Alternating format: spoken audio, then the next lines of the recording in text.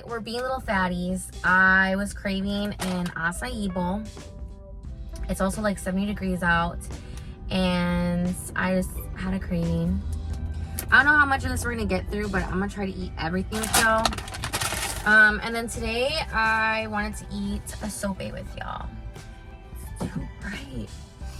Okay, honestly, the lighting is so deceptive. So today I got this fire sope, bro.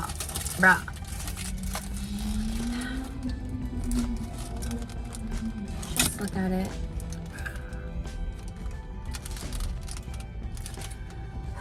Just know that there's a lot of carrots right here. Like, it's like carrots and peppers.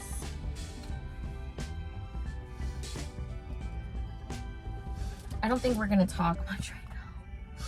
I was like, I want to tell y'all stories. Oh, this isn't gonna hurt my butthole either. Okay.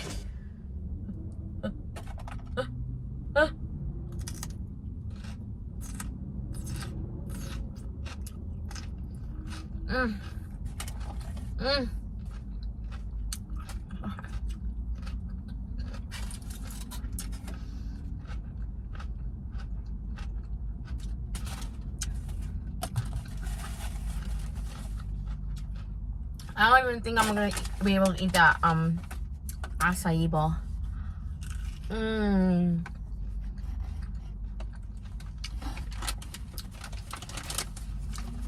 just gonna leave that for prosperity.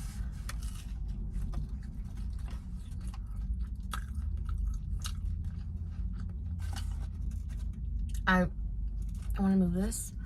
It's just gonna fall everywhere. Okay. This doesn't smell like Mexican food this whole day. Ooh, I love these peppers. I don't know why. I'm crazy.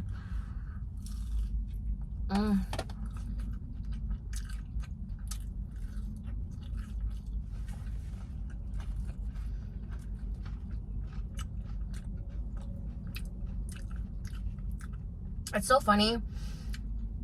It took me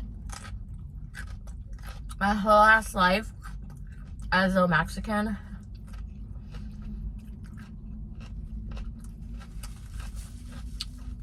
to realize that, like, a lot of Mexican food is just the same. Like, this is called a sope, right? But does it not look like a tostada? It just depends on the type of breading that you're using. So sopes, they're supposed to be soft on the inside and crunchy on the outside. So if you have a really soft sope, it's just not that good. You need that crunch. You hear that crunch? That was the bread. That was the sope. Oh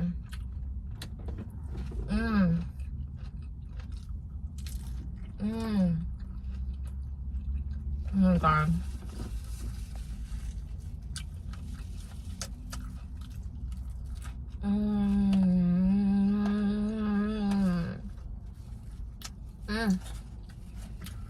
I'm in love.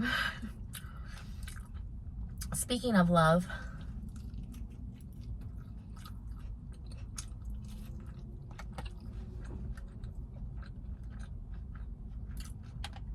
you know what I realized too?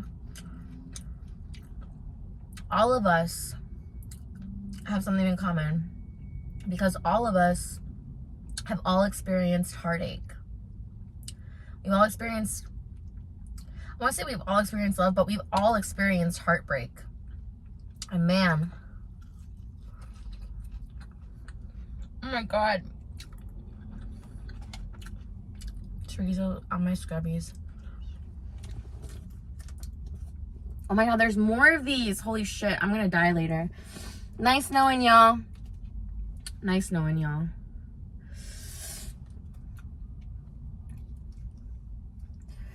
That's what I'm saying. It's not a big deal that I had to pay extra. It was just like, I have so much peppers and not enough ratio of sope. So we've all been heartbroken in some form or another, right? Like, we've experienced loss. death, just relationships in general. And that's fucked up, but also comforting to know that we all experience similar things.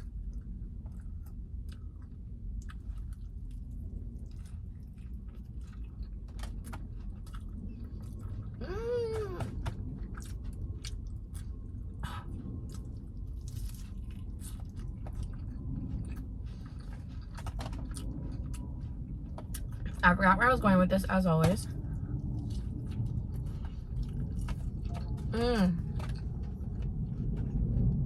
Your slop.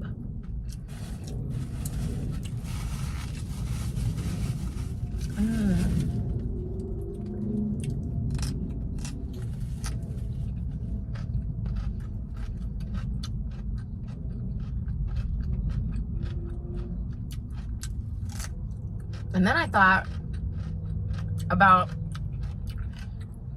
my favorite, unrequited love.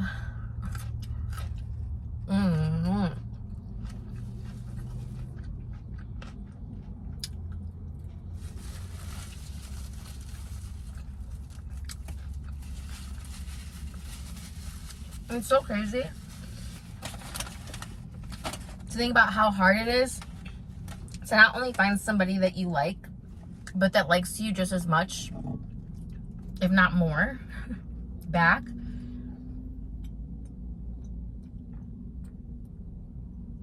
Fuck. That's good. And I'm not talking about me. I'm not going to tell you stories of like my unrequited love. Because you know what? My perspective has been really messed up.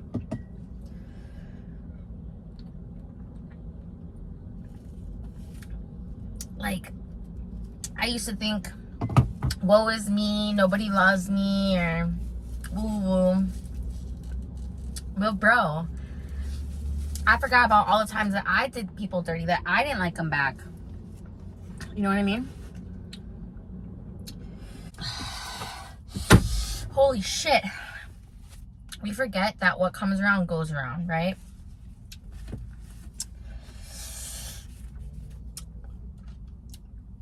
Oh, this is gonna be melty.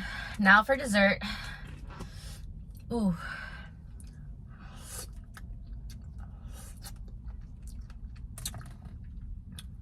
I put bananas, granola, blueberries, strawberries, Nutella, and red goji berries. Oh, this is melty. But I actually thought about, I don't even want to say, see, I was gonna say like the few times, but there's been a lot.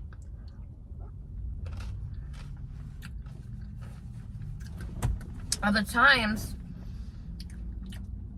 where I've not reciprocated it back.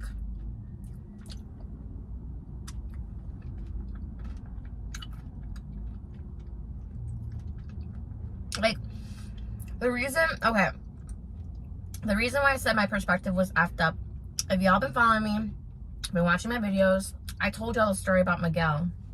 Miguel was like the most unrequited thing that I ever experienced, but it wasn't even about him, right? I was in love with the idea of him being my White Ranger because he looked like the guy from the Power Rangers. Like, I would chase this kid. I would be such a thirsty little thought ass bitch when I was like 5, that I was just so in love with the idea of love that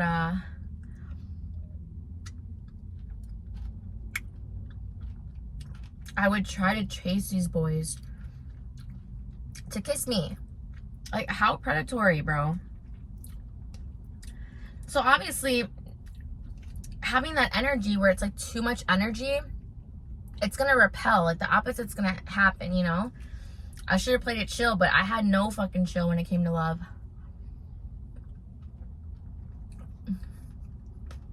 But being on the opposite end of that, I remember in 2nd grade, poor Marcos. Marcos was this chubby little Latino kid. I think he was Mexican. Bro, it was kind of adorable in retrospect, but this kid, every time This was 2nd grade, right? So obviously, I didn't drive myself to school. My stepdad drove me to school. So every time, I guess Marcos lived in the area, so he would walk to school by himself. And every single time that my dad would drop me off and he would see the car and like the times aligned, like this guy probably mapped it out of like the times that we would be there. Now, my middle name is Ashley, and my whole family has called me Ashley.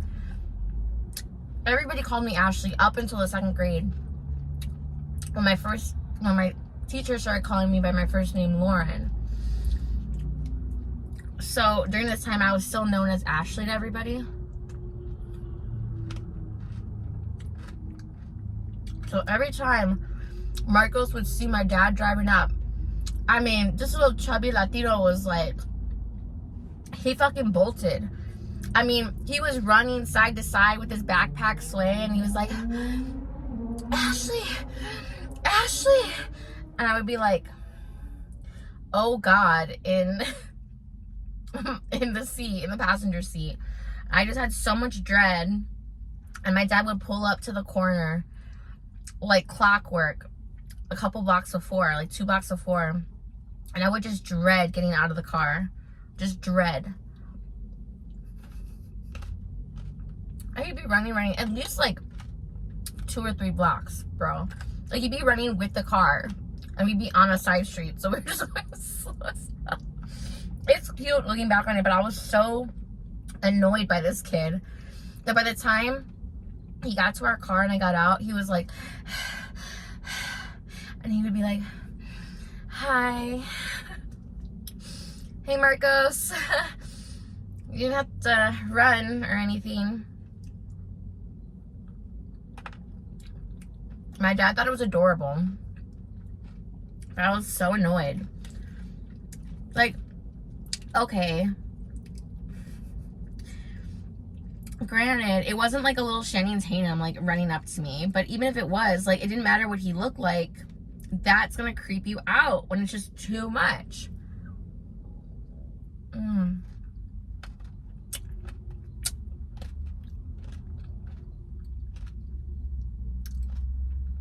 So good. But yeah, it's funny because my life was like the grassy in the sense that, again, Jonathan and I grew up together from kindergarten to 8th grade. So from K to 8th grade, there were the people who remained the whole time, like me, Jonathan, like several other people. But there were a few kids who would just come in and out. Like Marcos transferred probably by like the 3rd grade, 4th grade.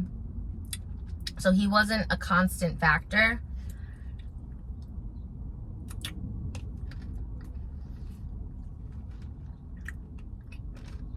So it was me. But from the people that I've talked about, the people who remain constant were me, Jonathan, Stephanie, aka Regina George, Miguel. I forgot what I call this other girl, but I talked about her in another video. Oh, Waffle. Miguel's cousin. I don't even want to say her name, even though I've said it before. So there were several people that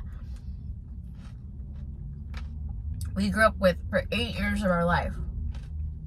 No, technically 9, because it's kindergarten, 1st, 2nd, 3rd, you get it.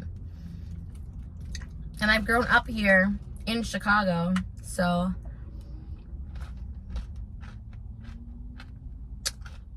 we'll run into like random people, but I never saw Marcos again.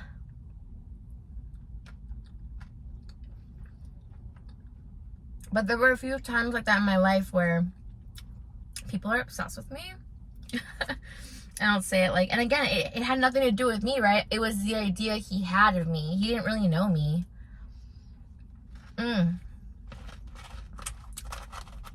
Looks can be so deceiving. And then flash forward to my entire 20s. I was with my ex. That just felt like a whole period of unrequited love, bro.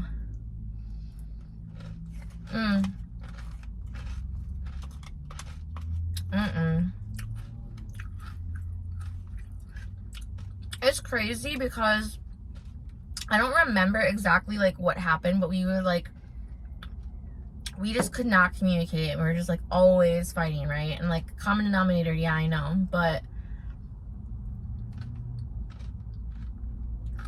shoulda, coulda, woulda. Should have left him sooner. Like, I knew it was over at the 2-year mark, but like I never felt like he cared about me. Like, old school grandmas will tell you, like, you hear people's like aunts, like grandmas, they'll always tell you like you should find somebody who loves you more than you love them. And I think that's fucked up. Like, in an ideal world, you should meet somebody who you love equally. But as a woman, they say like you should meet a man who loves you more than you love them, right? I felt like I loved him more than he loved me.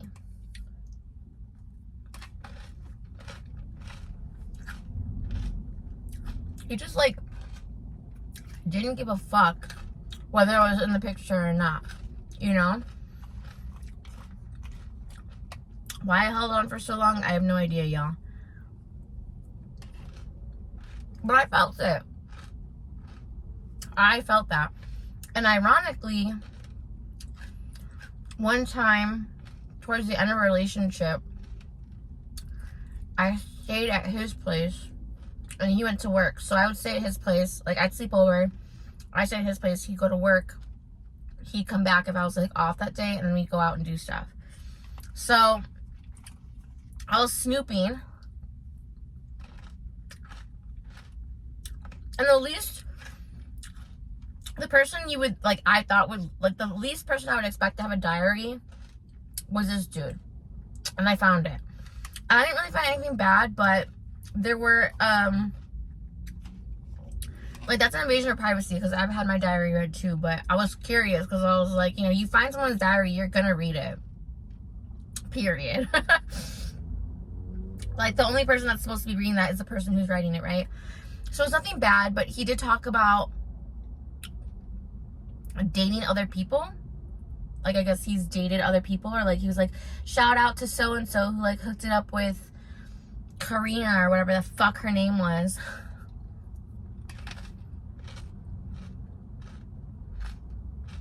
But then he like, I don't remember anything else other than it like not being anything like fuck this bitch or whatever, but it was like, I remember he was like saying how he didn't feel like I loved him. He didn't feel like I loved him. Bro, that's called projection, because the irony, like, I'll never forget that shit. Like, you didn't feel like I loved you? You didn't feel like I loved you, bro. Like, bro, I put this guy on a pedestal. And I told him that I read it, and he was like, well, I guess, like, he wasn't even mad. He was just like, I guess you're meant to find it. And I'm like, how could you think that I just don't love you? Like, I'm the one that knows you don't love my ass.